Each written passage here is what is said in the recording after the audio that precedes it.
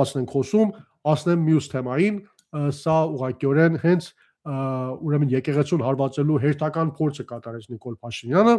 Եթե հիշեք 5-շաբթի օրը ուրեմն ճեպազրույցի ժամանակ լրագրողները իրենից պահանջեցին, ինչու փաստաթղթերը չես հրապարակում այդ քո հավակնությունների մասին, որ ասում ես այսինչ հոգևորականներ կամ եկեղեցականներ, ես չգիտեմ, հետախույզներ են, ագետներ են, լրտեսներ են, փապացույց հրապարակի, ինքը իր սեփական ոճով սկսեց այդպես ասած, դե մամուլում չեք տեսել հրապարակումները, գնացեք այնտեղ ամեն ինչ կա մամուլում, շատ պարզ էր, որ որից ապացույցինք այդ պահին իր ձեռքում չունի եւ չուներ հրապարակելու համար, հղում կատարեց մամուլի հրապարակումներին, ինչքը կարծում եմ շատ ծիծաղալի է, եթե պիտի մամուլում եղած հրապարակումներին հղում կատարել, նույն օր մամուլում շապազանց հետարքի տեղեկություններ կային իր եւ Գրծոյի, այդպես ասած, համագործակցությամբ ինչ-որ ֆինանսական գործերի կապակցությամբ, ինչը ես գիտեմ, ամեն դեպքում դա այդքան էլ իրականության հավանաբար չէր համապատասխանում, բայց եթե մամուլում տեղ գտած հրապարակումներն են հիմք, վերջին 7 տարում խնդրեմ հանենք մամուլում իր մասին, իր ընտանիքի մասին տեղ գտած հրապարակումները, բոլորը որպես մեղադրանք կարելի է այդպես ասած ընդունել եւ փորձել դրանից հետո հետեւություններ անել։ Կարծում եմ դրանից հետո քարի վրա չի մնալու, ամեն ինչը քանզմաքանվելու, հետաբար ոչ մի խելոք մարդ մամուլում տեղ գտած հրապարակումներին հղում չի կատարի, հատկապես նմանատիպ կարևոր զգայուն հարցերի կապակցությամբ։ Հետաբար Նիկոլին ինչ էր անհրաժեշտ էր ինչ-որ ապացույց, որպեսզի հաջորդ անգամ երբ իրեն հարց են տալիս, ահա ունենար շատ հստակ կերպով ապացույց։ Հետաքրքիր է, որ ժամանակի ընթացքում մի քանի շաբաթների ամիսների ընթացքում անգամներ ուրեմն ազգային ժողովին դիմադրի պատգամավորներ նամակներով դիմել են անվտանգության ծառայությանը, պահանջել են, որ եթե կա որևիցե մեկի հետախույզ լինելու, լրտես լինելու մասին հավակնությունները, որ կատարում են Civic.am-ը, ԿՊԱ-ականներ, դրանց մասին ապացույցներ կա, հրապարակվի։ Եվ որևիցե պատասխան չեն ստացել, քանի որ նման ապացույցներ շատ պարզ է, որ գոյություն չունի։ Ու միանգամից չգիտես որտեղից որտեղ Civic.am-ը որոշում է նույն օրը հարցում ուղարկի անվտանգության ծառայության, այսպես կոչված, եւ անվտանգության ծառայությունն էլ հանդես է գալիս մեկ հատ փաստաթղթով, որ իբր 1986 թվականից Վահապարի եղբայր Եզրատ Սրբազան, ով Ռուսաստանի թեմի առաջնորդն է, ուրեմն հավաքագրվել է ԿԳԲ-ի կողմից որպես ագենտ կամ այդպես ասած լրտես կամ գործական։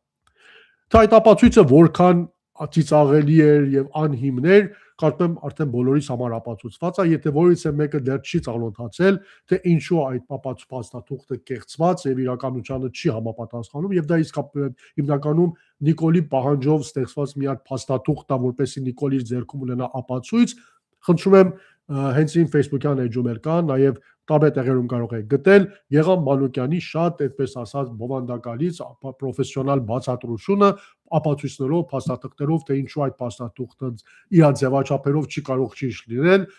սկսած օրինակի համար լեզվից որ օգտագործվել է, քանի որ այն ժամանակ նման պաշտոնական նամակագրություններ ռուսերենով էին եւ հայերենով չպետք է լիներ, բայց այդտեղ հայերենով է գրված, մինչեւ վերջացած նույնիսկ թանակի գույնը, որ օգտագործվել է, քանի որ շատ ռանկ է, որ ինչ գույնով պետք է գրվի, ինչ ձևաչափերով պետք է լրացվի, եւ այդ բոլորը նկատի առնելով տեսնում ենք որքան այդպես ասած շատ պրիմիտիվ կերպով մի հատ փաստաթուղթ են պատրաստել եւ դուրս են հրապարակել, անկեղծ գիտենք, որ այդ թվականների թղթերի որակի պատճառով բոլոր հիմա պետք է դեղնած լինեն, տեսնենք ինչքան մաքուր սպիտակ թղթի վրա է ուրեմն փաստաթուղթը հրապարակված։ Հետաբար ես չեմ ժամանակը խնայելու համար չեմ մտնում այդ բացատրության մեջ մանրամասնությամբ, կխնդրեմ գնալ Գեղամ Մանուկյանի բացատրությունը անպայմանորեն ուրեմն լսել, եթե ոչ մեկը դեռ կասկածովի։ Հետաքրքիր է, որ այդ ամեն բացահայտումներից հետո այդ ԿՊԱ-ները երեսից չեն գնում, ելի շարունակում են այդ քարոզությունը շարունակել։ Բայց գիտեք, սա էլ այն թեմաներ, որ կացել ժողովրդի կողմից այդքան էլ ընդառաջում չգտա, միայն ընդհանրապես Նիկոլին հավակնություններ արդարացնելու նպատակ էր հետապնդում։ Պարզավոր այսօրի նման, այդպես ասած, փաստաթղթեր ժողովրդի համար ոչ մի հետաքրքրություն չի ներկայացնում եւ տեսանք դրանից հետո այդ իմաստով էլ միայն հենց ԿՊԱ-ականներն էին դրանով հետաքրքրված ու դիմադի մամուլներ փորձում դրանց պատասխանել։ Ես մի լայվ եմ արել եւ այդտեղ խոսել եմ այդ թեմայի մասին, ոչ թե բովանդակությանն եմ անդրադարձել այդ ուրեմն փաստաթղթի բովանդակության մասին արդեն խոսվեց բնականաբար կեղծա, բայց ես ասել եմ նույնիսկ եկեք ենթադրենք, որ այդ փաստաթուղթը ինչ որտեղ ճիշտ է, բայց հիմա հետաքրքիր է, որ ընդհանրապես ասենք քո սեփական երկրի անվտանգության ծառայությունների հետ հանուն քո հայրենիքի հետ համագործակցելը լավ է թե վատ է, այսինքն այդտեղ հիմնականում խնդիր կա, որտեղ օրինակի համար հենց Երևանում 2022 թվականին ԽՊԻ առաջարկությամբ Արաբկիրի համայնքում ուրեմն փողոց են անվանակոչել նույն ԿԳԲ-ի ամենահայտնի հայ հետախույզ Գևորգ Վարդանյանի անունով։ Ուրեմն ԽՊԻ տեսակետից դա այդքան էլ վատ բան չի գործակալ լինելը, բայց հիմա չգիտես ինչ-որ ուրիշտեղ գործակալ լինելը միանգամից դառնում է ուրեմն վատ։ Հիմա պիտի կապիտանցիկից ասած որոշեն, որ ընդհանրապես իրենց մոտեցումը ինչ է գործակալ լինելը, եթե վատ է, բա ինչու եք փողոց անվանակոչում իր անունով։ Իսկ եթե լավ է,